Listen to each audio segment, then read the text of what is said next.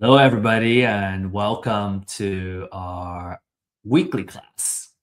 And today we have a very exciting topic on foreclosures. As you know, it doesn't really matter um, where we are in the world. It seems to me that wherever I travel, when I talk about foreclosure, everybody understands that foreclosure is the place where you can get the good deals, good real estate deals. It doesn't matter if you're in America, South America, Europe, Asia. Foreclosure is kind of the one of the most popular places where people know you can get the best deals, and everybody wants to know how they can participate. And because it seems like nobody really teaches you how you can win these deals at the auction. And today we're going to share some of these tips and secrets so you can be well prepared to win some of the deals for your next foreclosure auction. And indeed, the foreclosure auction is a great place to get good deals. Typically you get a 50 to 75% off of the market value. And so you can get a lot of lucrative deals at the auctions. In fact, I know some hedge funds actually specialize in buying at foreclosure auctions. And when you're buying at 50 to 75% of market value, you are already in the money, right? It's what we call you're in the money when you buy the property. So you stand to make a good profit. Now let's take a look at this video that I took recently at a foreclosure auction just a few months ago. And just without, kind of really going into details of what's going on, let's just watch the video and let's see what you can get out.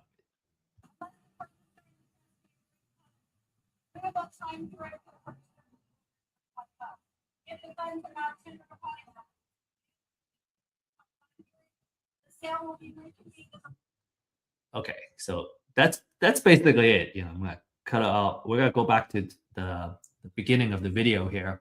Now, on the surface level, right? This is what's going on. Number one, it's quite loud and it's hard to hear the person that's talking, this lady. The second thing is that it's a little bit chaotic, but there is order to this chaos, right? So everyone seems to know what they're doing. And there's actually a lot more going on, as you can kind of see, kind of further into, kind of beyond this group of folks. There's more people over there. So what's going on, right? There's a lot of stuff going on. And at the end of this class, right, after we go over these top 10 tips, we're gonna revisit this video, and you're gonna be able to see and kind of break down everything that's going on in this video and what everyone's doing. All right, so sounds like a good deal. And then another kind of natural question is, within, being a part of this foreclosure auction, how do I win these deals? And what are some of the risks and how can I minimize the risk, right? So we want to be very cognizant of the risk that we'll be getting into if we participate in these auctions. And our promise to you is that at the end of this webinar, you'll understand how you can win deals while minimizing your risk, right? There are things you can do to minimize the risk. And this class is for new investors that are looking for knowledge to get started, right? Start buying properties.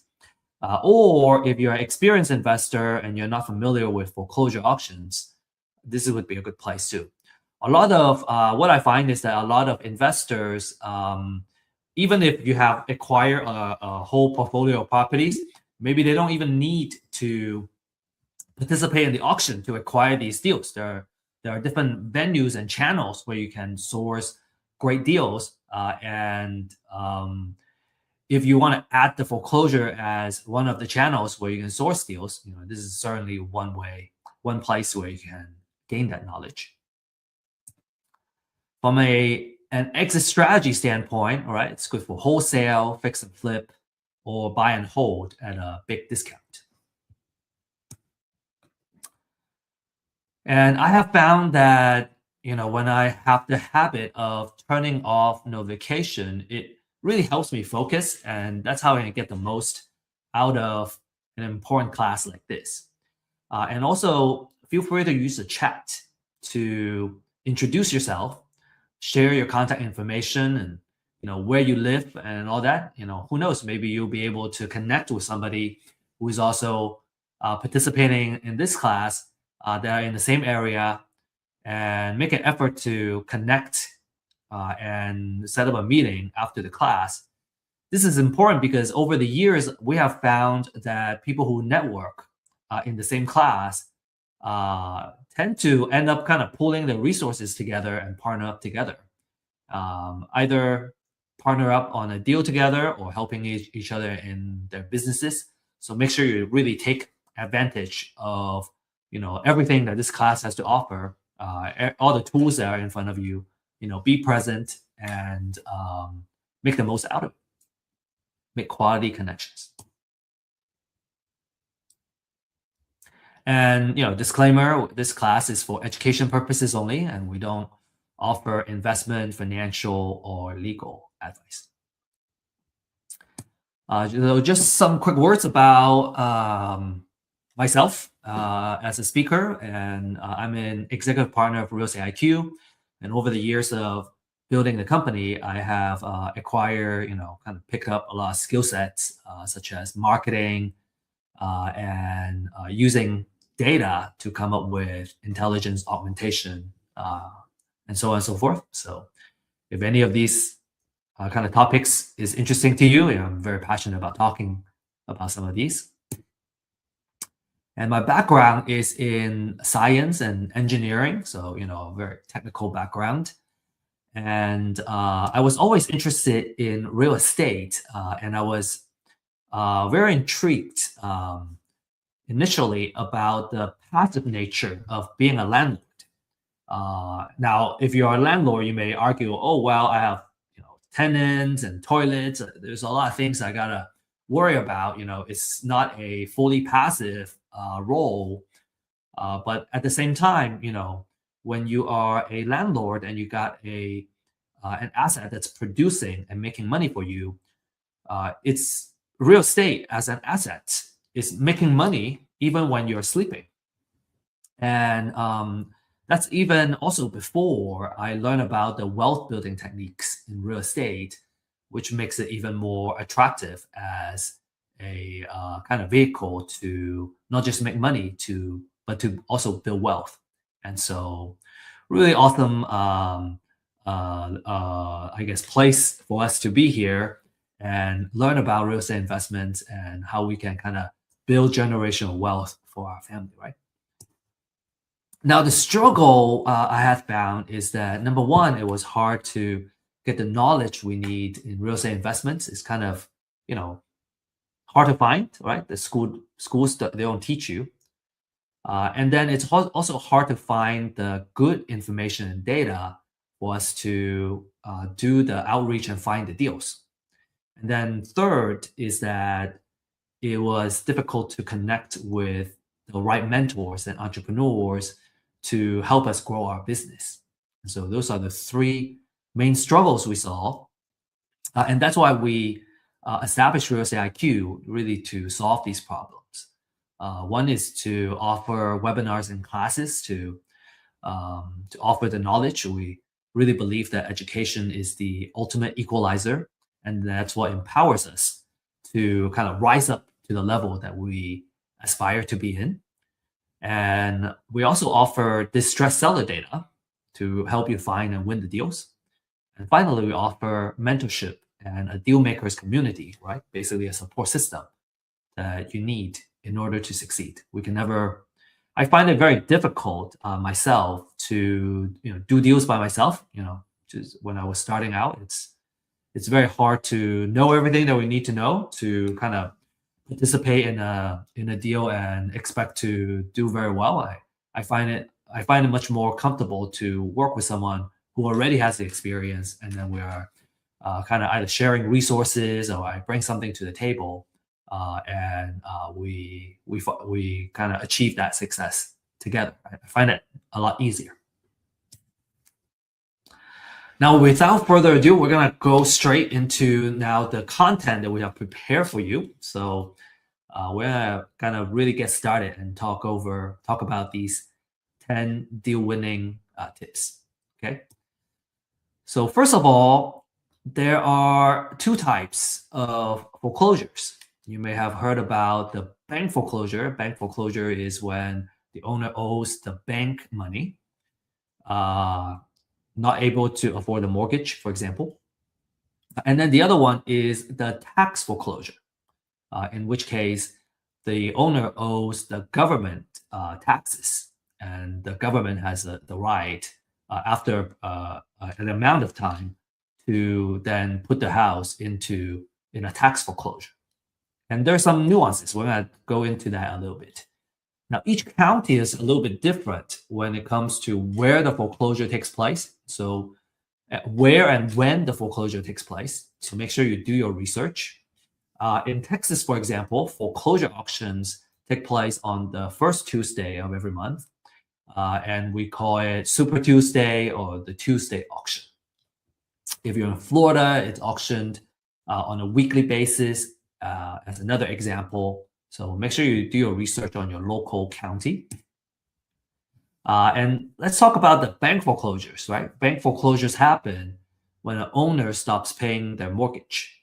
And the lender, in most cases, it's the bank, right? Or it's a note servicer or note holder can reinforce the lien on the house to recover the loan balance. And the implication for investors is that you usually get clean title, except for unpaid property taxes or municipal liens, and there's little or no redemption period for the owner. Okay, obviously it varies by state, so you want to research kind of the redemption rules of your state. But in general, little to no redemption period. And then we're going to talk a little bit about tax foreclosures, but we're going to mainly focus on the bank foreclosures. Okay, tax foreclosures can get a little more complicated. This happens usually, it's triggered by unpaid property taxes, and usually they're like 2 to 3 years delinquent to kind of trigger that. And the government will force a sale, and it could be different parts of the government. It could be the county, right? It could be the city, or it could be the city, the school district that forces the sale. And as an investor, let's say you win, you win the bid, you don't get immediate ownership on the house. The original owner can reclaim the property, what we call within that redemption period, and that redemption period, again, also varies by state. So you want to, depending on what state you are participating in this, you want to do your thorough research. But within that redemption period, the owner can reclaim it by paying the purchase price and taxes and the penalty. So if you own that lien on this tax foreclosure, you make a little bit of return if the owner decides to reclaim the property. So you still make some money. But if you're mainly focused on acquiring a property for investment purposes, then you typically don't want to renovate the house until after the redemption period. So you want to be careful of that. Essentially, you're buying a redeemable deed and not the final title during the tax foreclosure. So pay a lot of attention to the redemption period when you participate in the tax foreclosures. And we prepared a side-by-side comparison between bank foreclosures and tax foreclosures. And you can take a look at, maybe take a screenshot of this slide. Now, for the purpose of this class, we're going to focus more on the bank foreclosures because the title side is a little bit easier. And most folks are more familiar with bank foreclosures and they're more interested in bank foreclosures. Tax foreclosure is more or less a specialty within the real estate investment world. And if you're interested in tax foreclosures, it can be very lucrative as well. In fact, I I know some folks have done very well with tax foreclosures. And if you're really interested in that, I suggest that you seek out the right classes and education to really go deep in that before you really start participating in these tax foreclosures. Right? Really know what you're getting into, understand all that, understand the risk and the process and the know-how, right, before you jump into it. Anyway, bank foreclosure is what we're going to focus on here.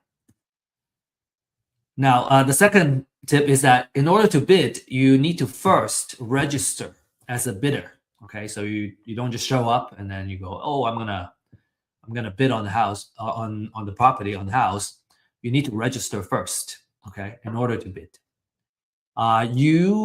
Some of you may know of auction.com or some other auction websites. Okay, so in order to, some of the houses either they are go into the auction at physically, or like kind of in person at the county area, county courthouse, or they are being auctioned off online as well. So auction.com, for example, or like you maybe Xome, XOME.com is another example. For auction.com, in order to register as a bidder, you would need to transfer $1,000 first. And that $1,000 is refundable, but you need to kind of show that you are, I guess you got to put some money in the game in order to participate in the bidding. Okay, next, let's talk about the foreclosure process, right? And here we're going to focus more on, like I said, on the bank foreclosure process.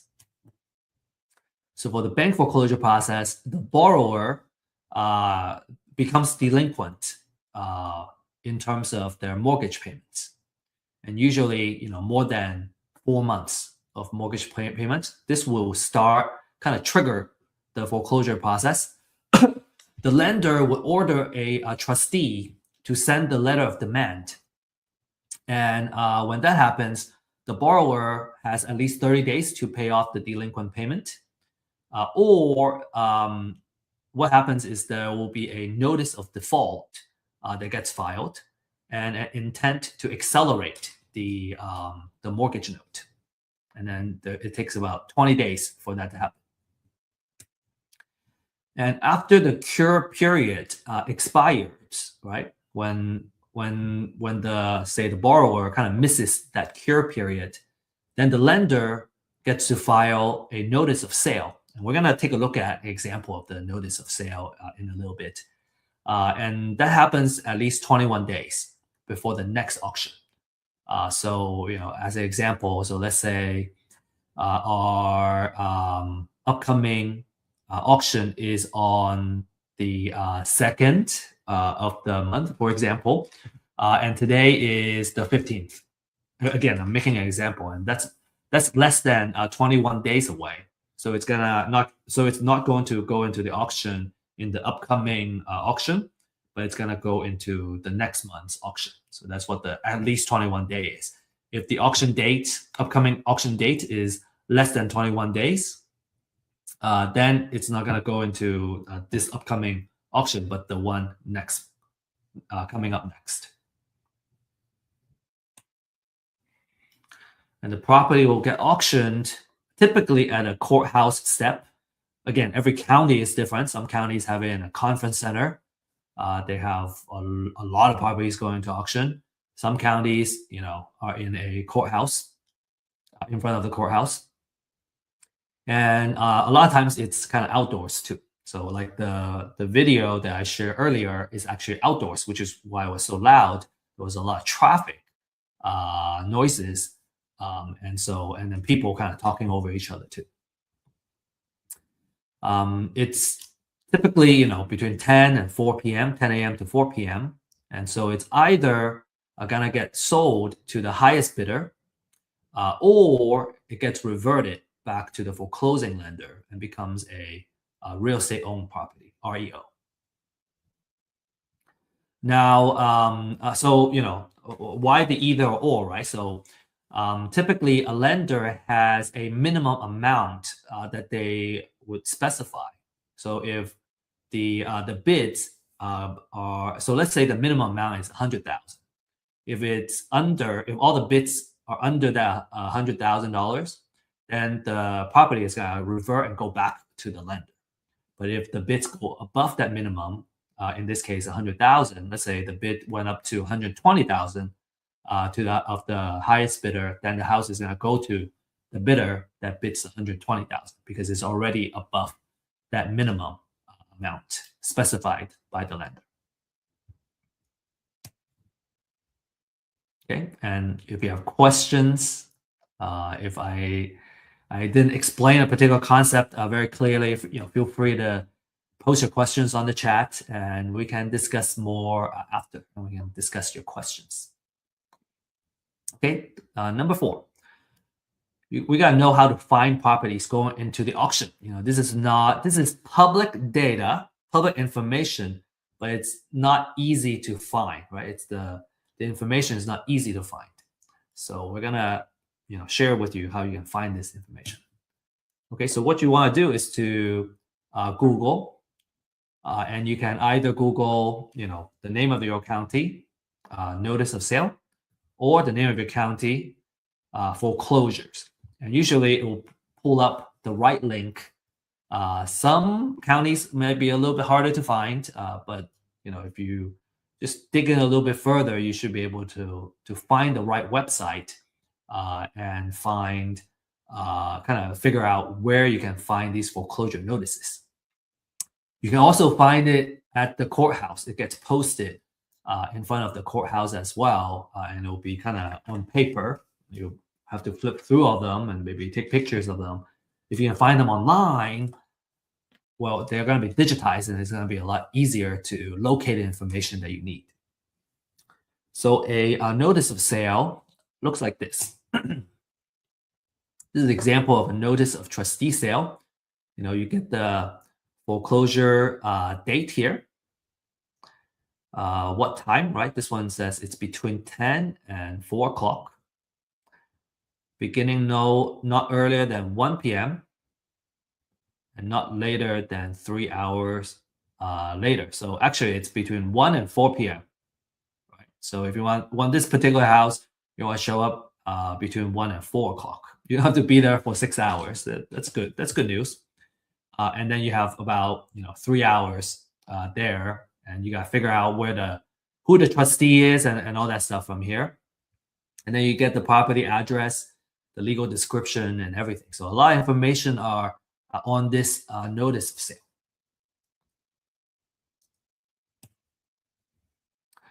Now, if you're fortunate, if you're lucky, there may be companies in your local area that provide these foreclosure lists, right? They sell these.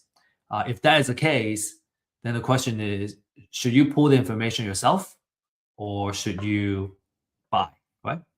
Do we DIY or do we buy? Here are the kind of average monthly filings in different metro area. And if you're in a metro that are not listed here, we can cover those as well. We have a service called customized lease binding services that we go into the metro that you request, and we can pull this information for you. We can mine this information. Now, as you can see, we're talking about hundreds at least, right? For a lot of these metro area, up to 1,000, couple thousand for the bigger metro. And so there are so many filings that it's usually not recommended to do it by yourself. It just takes too much work. It takes too much time. As an entrepreneur, I would say if I spend a lot of my time mining the information, then it's taking my time away from doing the actual due diligence and kind of figuring out what the right amount it is that I need to bid on the property, which is a better kind of use of my time. All of doing this is kind of, low value labor work. It's much easier to outsource it. I have learned how to do it myself, just so I know how the work gets done, and I appreciate, the people that are doing the work, and I can kind of know how well the work is done. But after I learn how it's done, I usually don't do it because it's such a low value work. Like if I'm gonna spend 1 or 2 hours every day on this particular effort, man, I'm gonna end up doing all that, just researching and getting the information. Well, it doesn't really get me to point B, which is being able to bid on the property. So it's much easier for me to hire somebody to do all this research, and then I can do the actual intelligent work, which is the due diligence and the research it requires to come up with the right offer and the maximum bid that I would bid on any property, so I don't lose money. Okay, I hope that makes sense. Okay, make sure you focus your time on high value activities. Some examples of high value activity is lead generation, marketing, due diligence, contacting distressed sellers, for example. So here are some key elements, right? Speaking of purchasing, if we're gonna buy a list, like what does a quality list look like? So these are a couple of quality information. From a property information standpoint, you want to know who you want to really important is to know the trustee who's gonna be auctioning off the property. Actually, I'm gonna be sharing that as one of the tips later on. Right? You want to know the trustee. And then you want to know the property information, right? Sometimes having the address. What's weird with these foreclosure filings is that not every property's address is on the filing. Sometimes it's just a legal description. So you have to go and research and figure out what the address is and what the zip code is. Sometimes I want to only focus on a particular zip code or a particular city because that's the area that I want to focus on purchasing deals on. And it's much easier if that work is already done, and then I just focus on the filtering, right? And focusing my attention on the deals that I want to bid on. Subdivision, legal description, and the characteristic of the property, like bedroom, bathroom, square footage. And then some of this financial information is interesting too, because it kind of gives you the insight on the property and what's going on with it. As an example, if the house was recently purchased and they still have a very high unpaid balance, I would know that the lender typically would be unwilling to take a loss and accept a low bid. And so typically they would want to they are willing to take a loss, but not a huge loss. Versus if a house has been, I guess, if a mortgage has been kind of performing for the past, let's say 10, 15 years, and there has been a lot of equity that has built up, number one. And number two, the borrower has been paying quite a bit of interest. That gives the lender more room, more margin to have a lower minimum bid amount, as an example. So some of this financial information is useful. Okay. Number 5, let's talk about our exit strategies, and we're gonna just talk about the top 3 exit strategies, which is wholesale, fix and flip, and buy and hold. And depending on which exit strategy you have, you're gonna come up with a maximum allowable offer. So number 5 and 6 is kind of related, right? Based on your exit strategy, you're gonna have your maximum allowable offer that you can bid for each property. And we're gonna talk about buy and hold first. Okay, so let me share an example. Some of you may have seen this slide before. We shared this as an example in couple of our classes to really home in on the buy and hold strategy. So for buy and hold strategy, what we want to do is to follow the 1% rule of thumb. And basically, that 1% says that our monthly rent should be at least 1% of our total overall investment for the property. So if I put in $250,000, I want to make $2,500 a month at least. Now, the way we do that is we want to come up with an estimated rent, and that's by doing a comparative market analysis, right? So I want to know in the area how much the rent is going for in that typical area. So let's say it's giving me $2,500 a month right now. That means the most I would invest in the property is $250,000 to fit that 1%. Okay, so I kind of back myself into this. And in this example, if the repair budget, right, how much it costs to kind of fix up the house is $20,000, then the most I would offer is $230,000 because I got buy it for $230,000. I have to add $20,000 to fix up the house. The total out of pocket is $250,000, or total investment is $250,000, and then it's covered by the 1% rule, right? $2,500 rent. You may have a question about wholesale fee. We're going to talk about it when we talk about wholesale, but this is what the number will look like. Now, in the next slide, we're going to go over this, why this 1%, right? Why that 2,500? So as an example, the 2,500 will cover mortgage, property taxes, insurance, if there's HOA, and obviously there's always some level of maintenance on the house.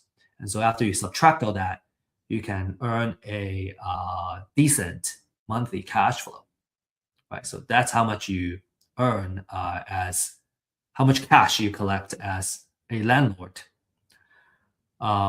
So what's really cool is that as a landlord, this is one house, right? This is how much I'll cash flow from one house. If I have 10 of these, then I'll make $5,750 a month, which is roughly $69,000 a year. If I have 20 houses, then I'll make $138,000 a year. And that's a pretty good way to kind of make money by just letting an asset, right, producing for you.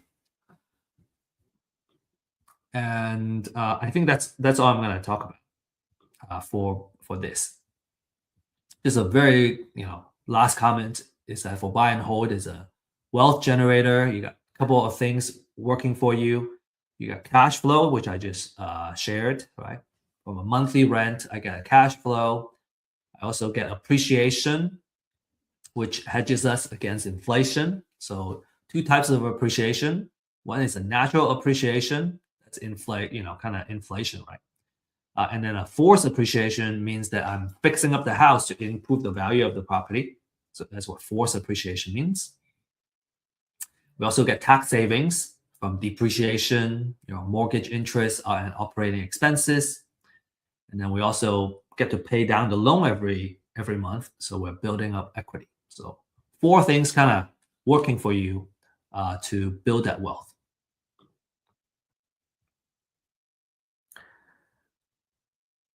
Next, let's talk about fix and flip, right? That's a 70% rule of thumb. And let's talk about how to apply it to fix and flip deals. So in this example, let's say the after repair value is 500,000. So what that is I gotta run a comparative market analysis, right? Which is figuring out how much the houses around me are selling for in their kind of pristine condition.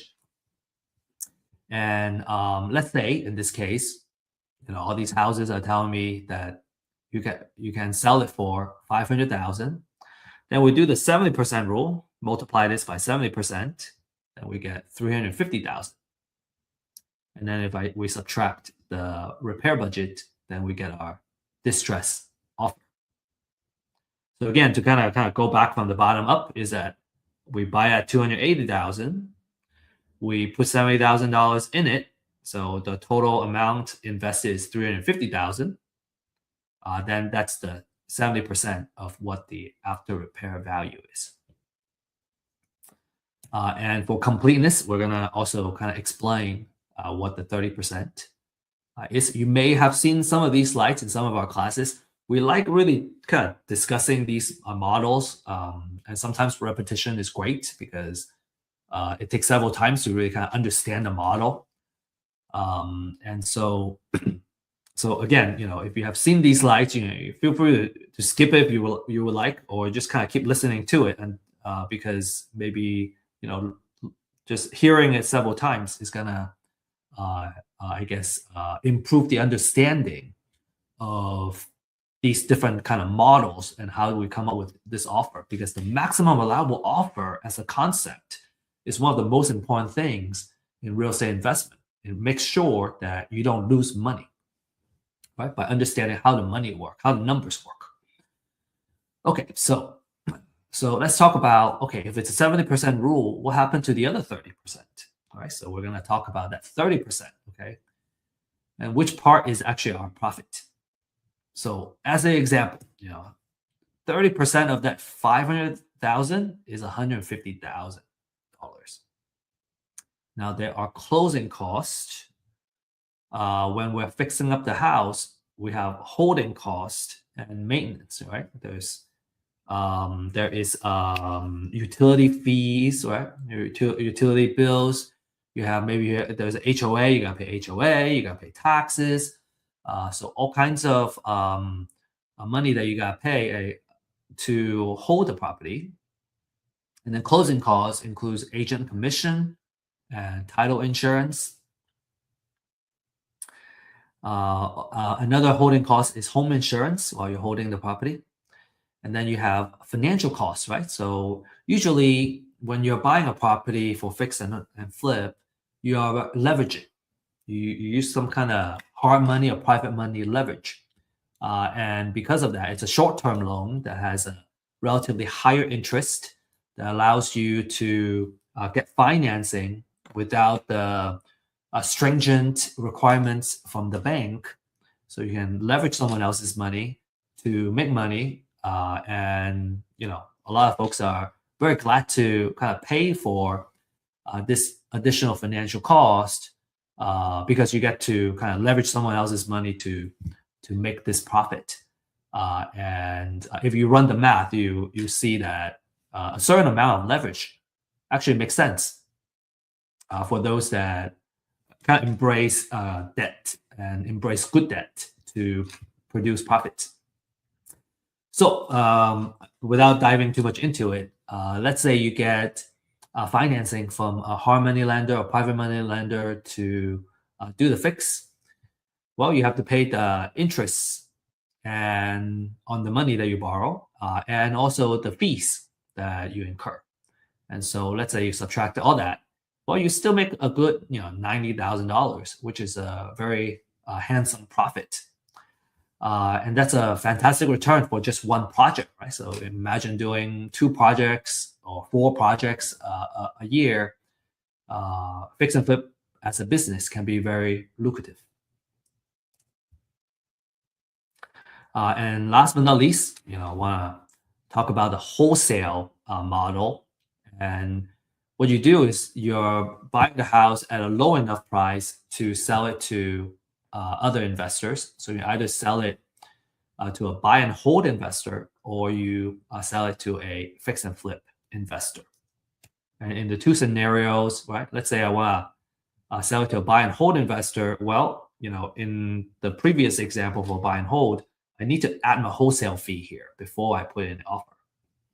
So typically, we say about $10,000 on average of wholesale fees is a good number to make. So let's say I want to make $10,000, then I put it in here, and instead of offering $230,000, I offer $220,000.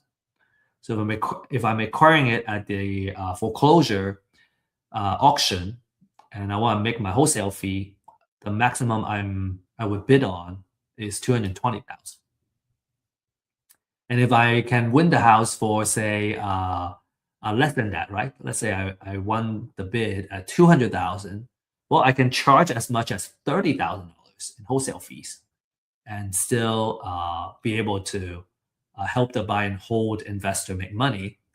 And that's a really cool place to be. Right? You don't necessarily make 10,000. Maybe you can unlock a way to make $30,000 for the deal, $100,000 for the deal, depending on the deal. And if you sell it to a fix and flip investor, then you use the same kind of structure for that formula. You use the 70% formula. And let's say in this case, I want to make $20,000 in my wholesale fee. Well, then in that case, the maximum I would bid is 260,000. Or again, if I won this deal at 200,000, well, then I can make a wholesale fee of $80,000, and the fix and flip investor can still profit, and they don't mind. They will still appreciate a good deal. And so as a wholesaler, you can see that you might be able to kind of make a lot of money on one deal if you acquire it at a low enough price. Cool. I hope that makes sense. Again, if you have questions, feel free to ask questions. And we have weekly office hours that you can join if you prefer like a one-on-one kind of let's go over the actual numbers. Now, another thing I want to kind of share with you is that these numbers are kind of idealized numbers, right? In real life, it's not that pretty and all well-rounded. And there are some fees here and there, right? That changes the actual number. And so in a real life case, you may see that the numbers may look slightly different. And that's natural. We're just trying to kind of simplify the concept into something that's easy to understand. And in a real life case, based on the different kind of fees and what the situation is, what the interest rate currently is, and so on and so forth, the actual number is going to be different. But what I think these examples serve really well is that by understanding the 1% rule of thumb for buy and hold and the 70% rule of thumb for fix and flip, your 99.9% of the chance of the cases, you always make money, right? You won't lose money if you do the right things and you follow this formula.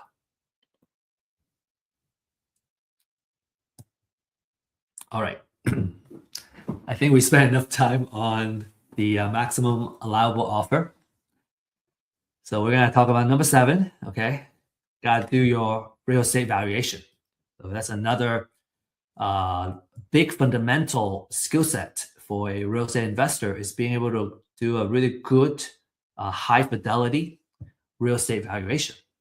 And there are 2 important numbers that you want to get really good at doing. And it's usually it's the same process, right? Using real market data to come up with number 1, after repair value, right? That's what we need for a kind of fix and flip number. And you got to know the market rent, which is good for buy and hold. And usually when I kind of evaluate a deal, I kind of always like to look at both of these numbers because it will tell me which exit strategy works best and which strategy, if it's flexible, right? If both strategies work, that's going to tell me, hey, this is a really awesome deal. And maybe one or the other numbers work better, one or the other exit strategy works better, then it will also kind of tell us, okay, this is the way to go. Another maybe a little more advanced items is that in addition to market rent, there's also short-term rental or like mid-term rental or co-living model, right? So you can potentially create more cash flow as a than a market rent. When we talk about market rent, we're looking at long-term rental, long-term rent. We're not going to talk about all these kind of short-term rental and potential higher cash flow scenario. In this case, really it's because when you're running a short-term rental, you're kind of running an accommodation, a hospitality business, and when you are doing long-term rental, you can very easily outsource it to a property manager, and you have really good occupancy usually instead of a short-term rental. You have occupancy type of a situation or occupancy kind of factor they gotta factor in. So to kind of keep things a little more organized, right? We're gonna focus more on the long-term rental. And for real estate valuation, what's important is to run a comparative market analysis, or what we call a CMA. So looking at the market, right? All the comparables that are on the market, how much do they sell for? How much do they sell for? That's going to give me the ARV, after repair value. How much do they rent for? It's going to give me the market rent. And we're going to just talk a little bit briefly about best approaches to CMA. So best approaches to CMA is these couple of things to kind of set up the parameter, right, on which ones are comparable, right? The keyword is comparable for a CMA. You want to know, you want to look at the distance, right? How far? If it's too far away, maybe it's not a comp anymore. You want to look at recency. Recency is how recently the house was last sold. If it was sold 5 years ago, that's not really market value data anymore.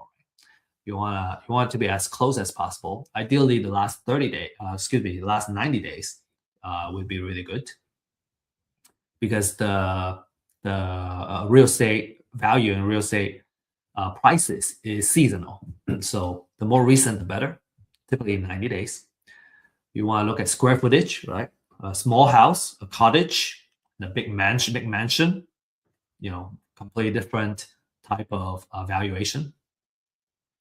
A year built, right? Obviously a new house and a house that was built in 1920s, completely different material, age and all that stuff. So you want to be kind of similar. And then ideally you want the houses to be in the same subdivision, because they tend to be in built by the same or similar builders, and they're true comparables. So some rule of thumb, and these are just kind of guidance. We put 1 mile for distance. Ideally, it's actually a quarter mile if possible. Recency, at most 360 days, but ideally 90 days. Square footage is plus and minus 20% of the house that we're trying to evaluate. So if the house is say 2,000 square feet, then you're gonna go. You want to pick out the comparables that are 1,600, between 1,600 and 2,400, which is within that plus minus 20% of 2,000. And then year built, as an example, let's say it was built in year 2000. You go from 1990 to 2010, and then you try to choose the same subdivision if possible. Then you're going to choose the best 3 to 4 comparables as the basis to come up with your valuation for the ARV, after repair value, and also for the market rent. So so I guess, maybe just to elaborate a little bit more, for after repair value, I'm looking for sold prices for the houses that have been sold in the area. For market rent, I'm looking for leased prices for the houses that have been leased in the area. Okay, let's move on. Number 8, you gotta know how to minimize your risk. 3 key questions that you need to answer.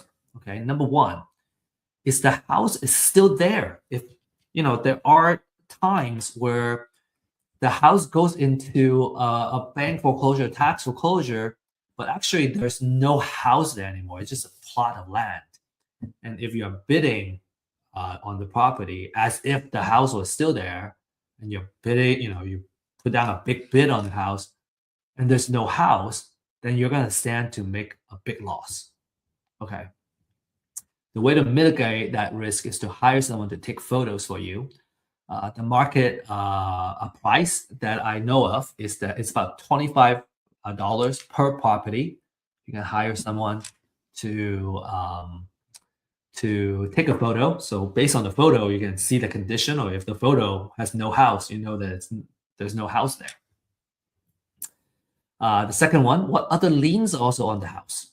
Okay, so some key questions like, is the auction is it auctioning off the primary lien, or is it auctioning a secondary lien, right?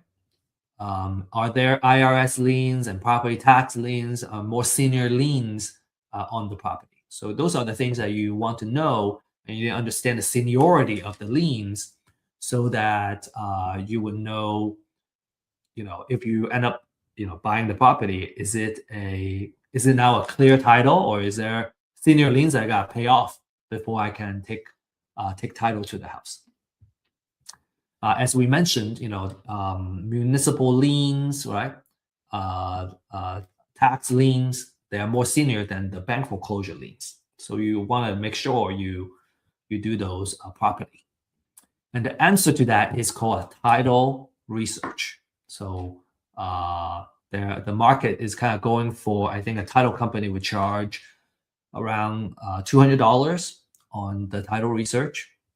We offer that title research service for $40 to $75. The reason is that we are really focusing on doing research for the purpose of bidding on foreclosures, and we're not going as steep in terms of going 30-year research on a property per se, because it's not needed for the purpose of foreclosure auctions. So we are pricing it at between 40 to 75 per research. And then number 3, how much does it cost to fix the house? So if you have the photos, you can at least kind of see the exterior of what's needed to be done on the house. And this is something that you have to take a risk on, because you can't walk the house and come up with a rehab budget. And so you have to kind of really do some rough estimation on how much it would cost to fix up the house, because remember, the rehab budget is part of your formula for your maximum allowable offer. Okay, so those are the 3 main questions you really got to answer before you bid on the house. Okay, all right, number 9. We got to know which trustee will be auctioning the property. Because if you really want to participate in the auction of a property, you're going to need to know who the trustee is. Where are they? When they show up, you got to know where they are, because sometimes they just kind of show up, they start auctioning, and maybe there are some auctioneers that are very loud and kind of really try to get as many people to participate as possible. But some trustees, different style, they're just reading off of the disclaimers or whatnot, and you really need to know where they are, and when they show up, you better be there, so you don't miss the chance of bidding on the property. Okay, so that's very important. You want to know what time frame they're gonna get bidded. The property is gonna be auctioning, and who the trustee is, and kind of when they show up, you gotta be there. And number 10,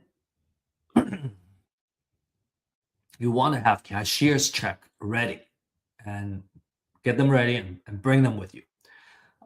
Experienced foreclosure bidders usually come with cashier's checks in different denominations. Okay, they have 50K, 30K, 20K, 10K. I think at least 10K, right? Let's say you have a lot. You still want to have, at most a 10K denomination. As an example, let's say you only have $100,000 in the cashier's check, and the property that you want to bid on turned out to be 70,000. Well, because you don't have, you can't break it up. You have to give them the 100K cashier's check. Well, now you have an extra $30,000, which is the difference. It's stuck with the courthouse, the county, for several weeks before they can get the money back to you. So what that means is now you have $30,000 that have been sitting around not producing for you. So usually for the experienced folks, they have these denominations. So let's say it's 70,000. Well, I got the 20K, I got the 50K, and then now I'm good. I can use the rest to bid on another property if I want. Right? So that's very important. They don't make change at the auction. So some bonus information, I want to give you this, and then we will look at the video. Okay, so the bonus, I want to kind of share the what happens during the auction or like after the auction. So after the auction, after the foreclosure, the borrower may still owe money after the foreclosure. If the total debt owed exceeds the foreclosure price, the lender may seek a deficiency judgment and go after the borrower.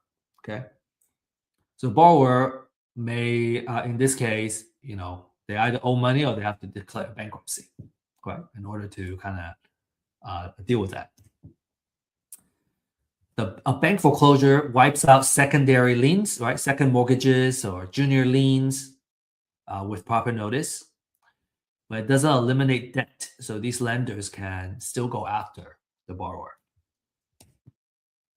And then federal, state, and local tax liens will survive. And so you need to pay them when you win the bid. So make sure you do the title searches properly. All right, so now let's play this video again. I got this this video back, and then we're gonna really talk about a little bit more nuance of what's going on. Okay, so it's just a 10-second video, I think.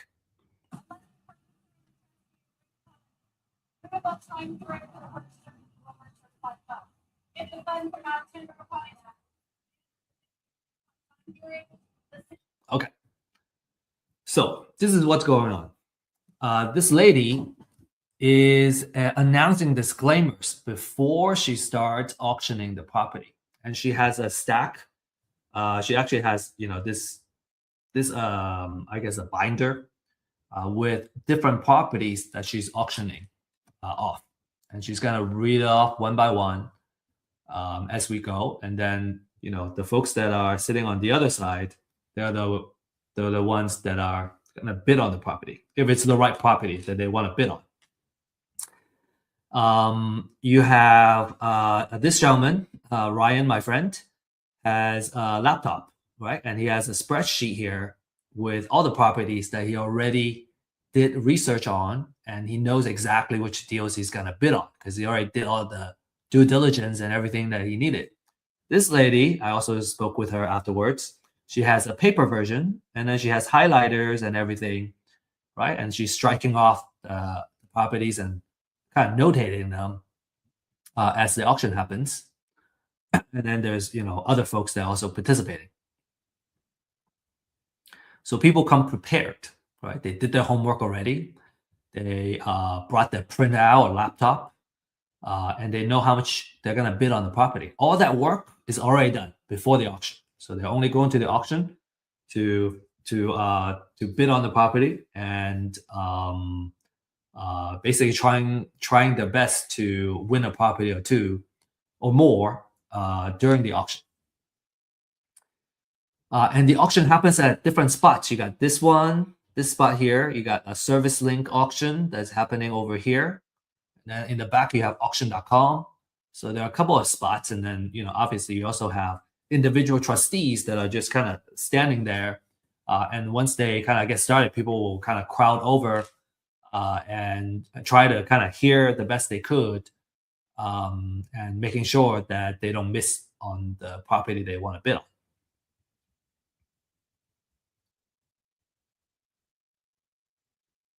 Okay.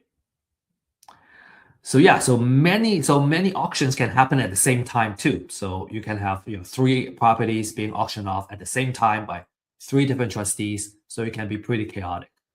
And if you really want to go and you want to cover your bases, you want to have several folks that are on your team, on the same team, going in there and bidding on these properties. Okay, cool. So again, if you got questions, find us at our office hours. Find me at our office hours, and we'd love to answer your questions. All right. To recap, we have gone through the foreclosure process.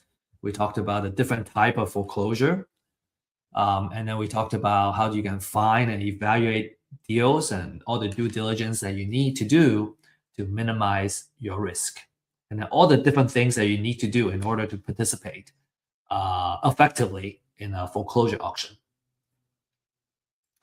So next, you may be wondering how you can get started. So let me just kind of share with you some success cases of our clients, our users. Right, first case, we have a client making $46,500 profit on a deal in Carrollton. He actually is kind enough to share the address of the property as well. And all these are kind of title company escrow printouts that he's able to share. So the second deal, 85,000. Next deal, 88,000, almost 89,000. So there's a lot of profit if you know how to win properties and win deals. There's you can make a great living, and you can also build wealth in the process. A lot of times our clients will kind of leverage, use these profits to purchase properties to hold and build wealth. So you might be wondering, how do I get started? Okay, so for those of you who are ready to take action, this is what we recommend that you do. Number one is you get a foreclosure list. The more research that's been done, the better. So you can, get firsthand data, exclusive research, and everything that you need to know about the houses that are going into foreclosure. For a limited time, there is a disruptive pricing that I'm sharing here. This price is not going to last a very long time. So, there's a QR code here that you can scan and take advantage of it. And then number two, I highly recommend finding a mentor coach, having that one-on-one attention to walk through how to do these deals. I personally find it extremely useful. I don't even know how to do it another way. It seems to me that when it comes to kind of these high value, high ticket deals, just having someone to walk you through it, someone that you trust, obviously, to kind of walk you through the first couple of deals until you learn the rope. I think I would even argue that it's necessary, having someone that kind of hold your hands and kind of show you the way. So we have a deal accelerator program that if you choose to participate, that's what we designed the program to do, is to give you that one-on-one hand holding and training and mentorship to get the deals done, get a couple of deals under your belt, and then you become a deal partner where we do deals together. This program is more appropriate for those that have already been through a training and coaching program and need more one-on-one attention in order to make a deal happen. So just kind of keep that in mind. And then step number three, do your due diligence. Right, you gotta get photos, right? Do the comms, and learn how to do a rehab budget, and then also title research. And as I mentioned, we offer title research services to help you economically, do the searches on any property that you choose to, and at a much more affordable price than a title company, for example. And then finally, when you're ready, go to the foreclosure auction and join the fund. We may see you there. Okay, before we end, share a couple more success stories here. Jordan, being a client for Real Estate IQ for in a month, he closed 2 deals and made $60,000. And Salvador, first deal, 30,000. And Ismail, consistently, getting deals and an average of 8,000 per deal, a total of 80,000 in the past 10 transactions. That's pretty good, right? Pretty good profit. So again, if you're ready to take action, you can scan this QR code to get started. Schedule a 30-minute in-depth consultation on what Real Estate IQ has to offer to help you find deals and win your first deal. And if you are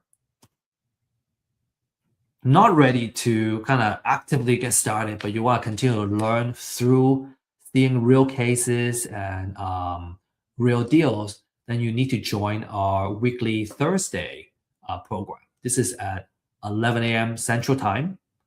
We kind of decided that was the best time because I think across the United States, doesn't matter what time zone you're in, that's a really good time to participate. This is a weekly live stream where we follow live deals that we're actively working on, right? We have a purpose of building a real estate portfolio in real life. And some of these deals we're actually offering to our community as well. But we're building this portfolio with a purpose of building wealth.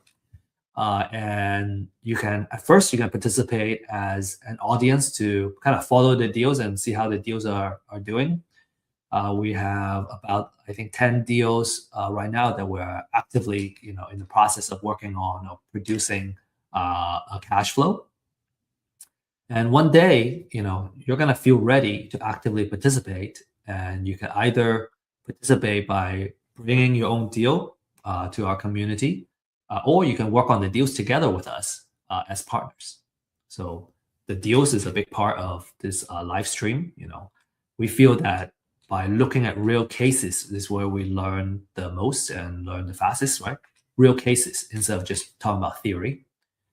And then we go over the market update that will impact the real estate investment world. For example, just recently we talked about a legislation change that's going to affect landlords, right? And that just became effective a week ago. And so, those are very helpful for investors that are actively doing business. And then we'll also share wealth building techniques and knowledge. So you can, leverage all this, right? The whole purpose of, real estate is using it to build our wealth and create generational wealth. And so we really hope that this Deal Makers live stream will continue to grow and really kind of bring great value to everybody that participate. And with that said, I want to say best of luck and happy investing. And if you have any questions, feel free to join our events and our office hours. Oh, I forgot to mention, we don't have a slide on the office hour. Our office hour is on Fridays at 9:30 a.m. Central Time. And you can find the link to join the office hours in usually our meetup groups or on our website. So just need to search for those. And if you have any questions, right, on any classes or actual deals, you need someone to kind of evaluate the deals for you, make sure it's a good deal. You need someone to come up with a recommendation of how much you offer on the lead that you're working on, for example. That's how you can leverage our office hours. All right. Now, with that said, I just want to end this session and thank you for joining us. And I hope to see you in our future classes soon.